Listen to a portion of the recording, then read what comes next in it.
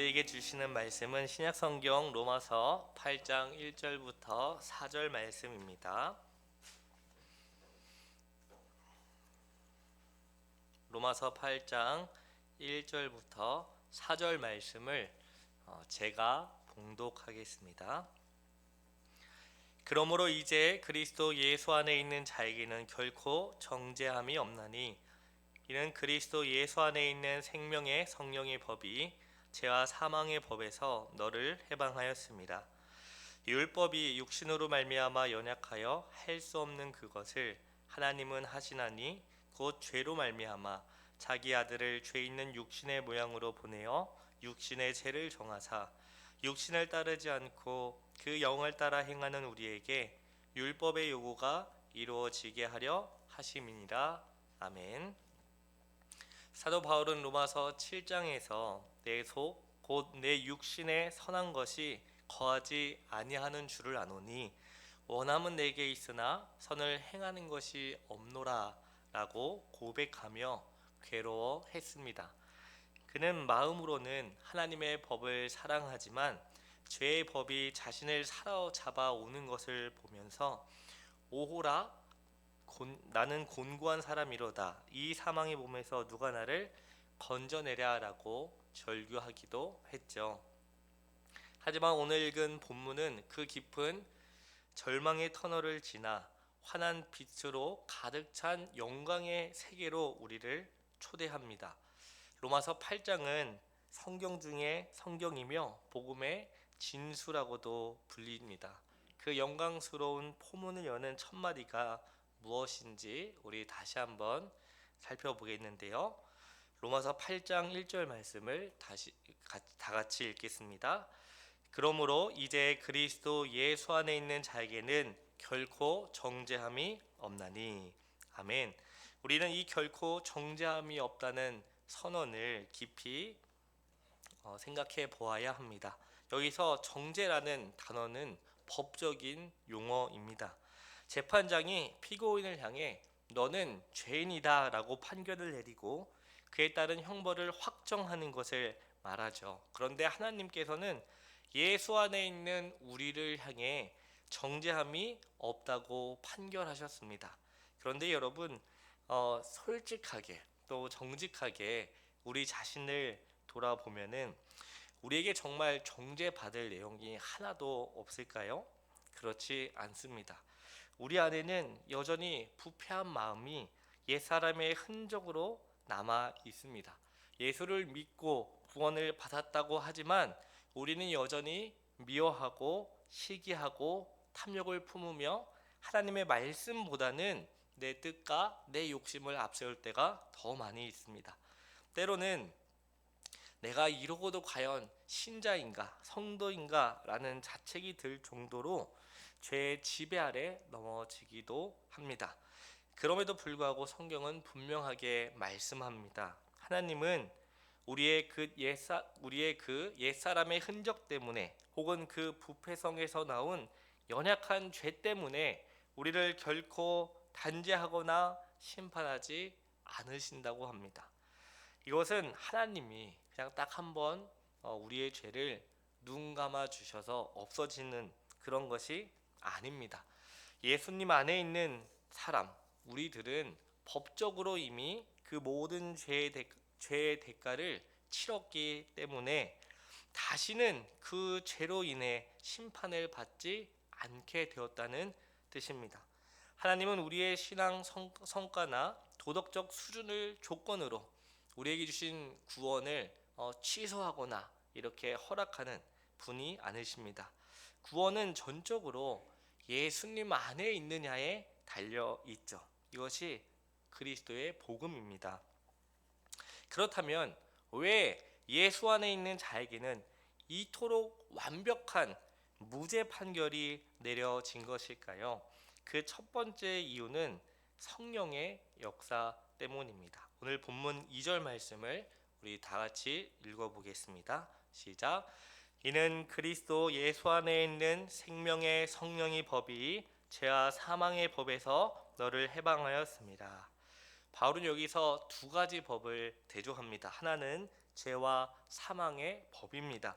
죄를 지으면 반드시 죽어야 한다는 원리입니다. 이 법은 마치 중력처럼 우리를 끊임없이 바닥으로, 곧 죽음과 절망으로 끌어내립니다.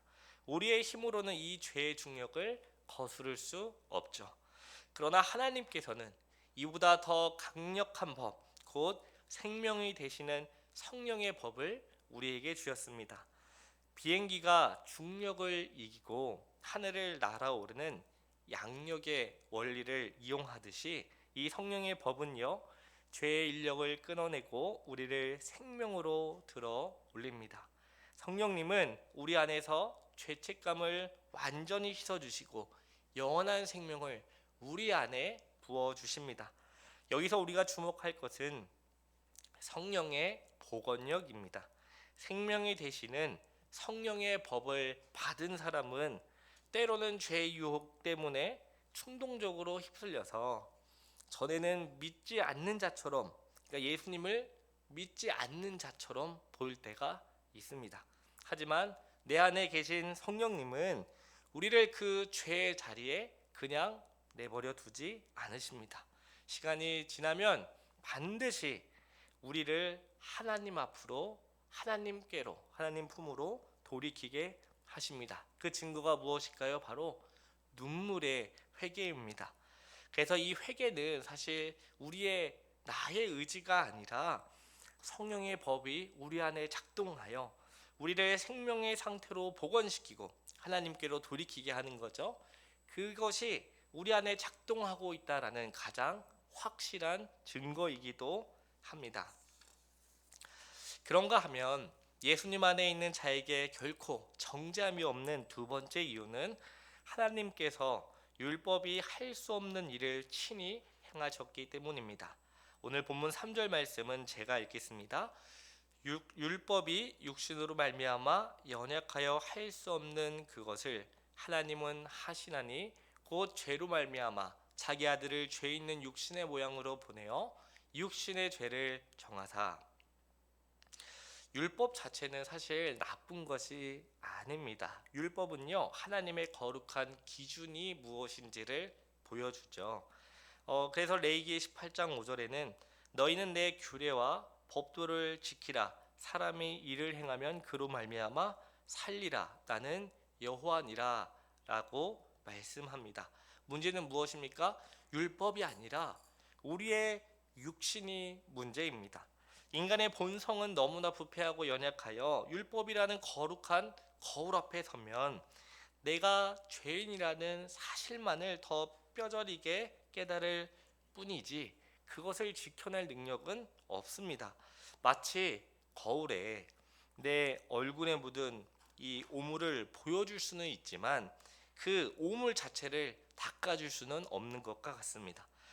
율법은 우리를 거룩하게 살아가게 하는 능력을 주지는 못합니다. 그래서 율법 아래에 있는 인간은 늘 정죄의 대상이 될 수밖에 없습니다.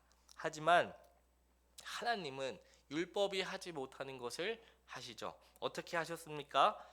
우리가 본 것처럼 자기 아들을 죄 있는 육신의 모양으로 보내셔서 우리가 받아야 할 모든 정죄를 누구에게 쏟아내셨습니까? 그 아들의 육신에 다 쏟아내셨습니다.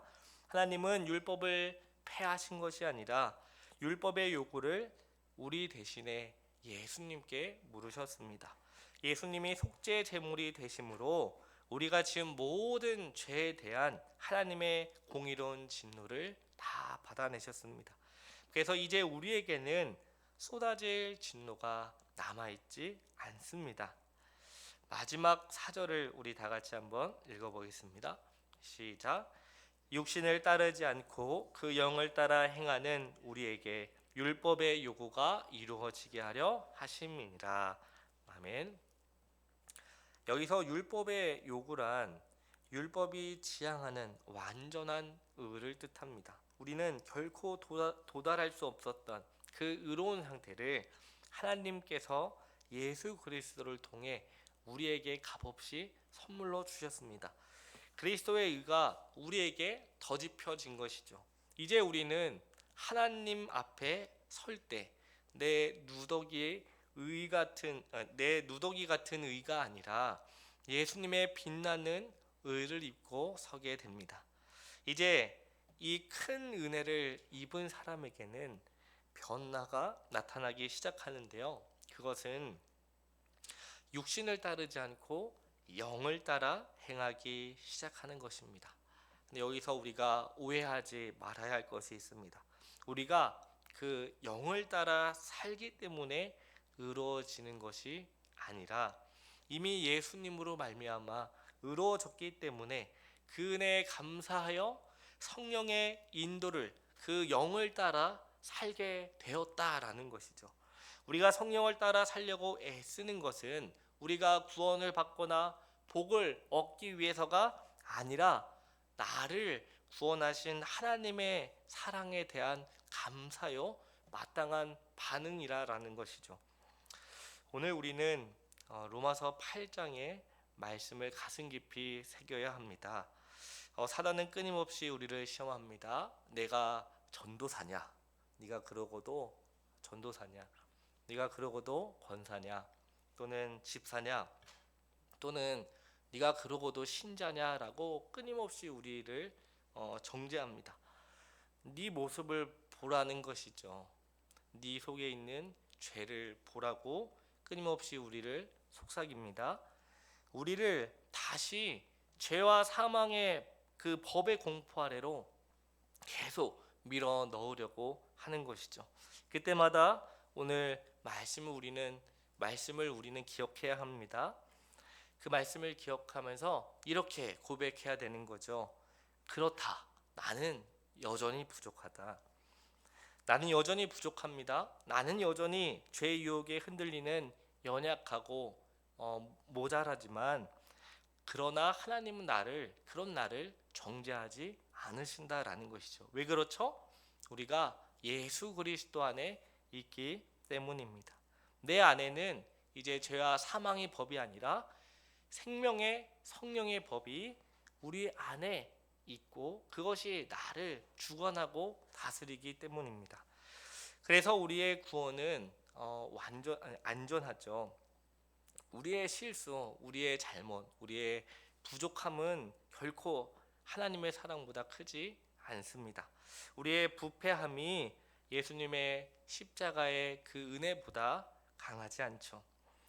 한 주 동안 또 하루를 살아가면서 자기 자신에 대한 실망 또는 이 죄책감으로 인해 힘들게 고민하신 적 있으십니까? 그렇다면 더 이상 거기서 이제 머물러 있지 않으시길 바랍니다. 왜냐하면 우리에게 결코 정죄함이 없기 때문입니다. 내가 여전히 부족하고 내가 아직까지 예수님 믿었고 공부한 지 오래됐지만 이 모양 이 꼴이지만 그럼에도 우리가 그리스도 예수 안에 있기 때문에 결코 정죄함이 없다라는 이 사실을 우리 가슴에 깊이 새겨서 날마다 우리에게 은혜를 베풀어 주신 하나님께 감사하며 최선을 다해 우리에게 주신 그 맡겨진 것을 끝까지 포기하지 않고 그 성실히 감당하는 저와 여러분 되기를 간절히 소망합니다. 기도하겠습니다. 하나님 아버지 감사합니다.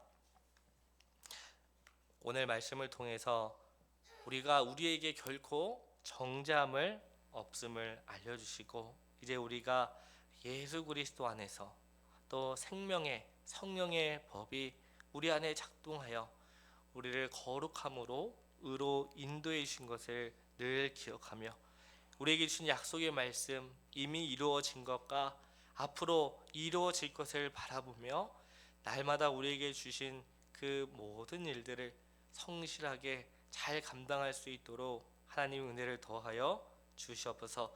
우리 여전히 부족하고 모자라고 진짜 형편이 없습니다. 그럼에도 날마다 주님의 은혜를 구하며 순종하며 나아갑니다. 우리를 불쌍히 여겨 주시옵소서. 감사드리며 이 모든 말씀 예수님의 이름으로 기도합니다. 아멘. 우리 다 같이 찬송가 288장 예수를 나의 구주 삼고 우리 찬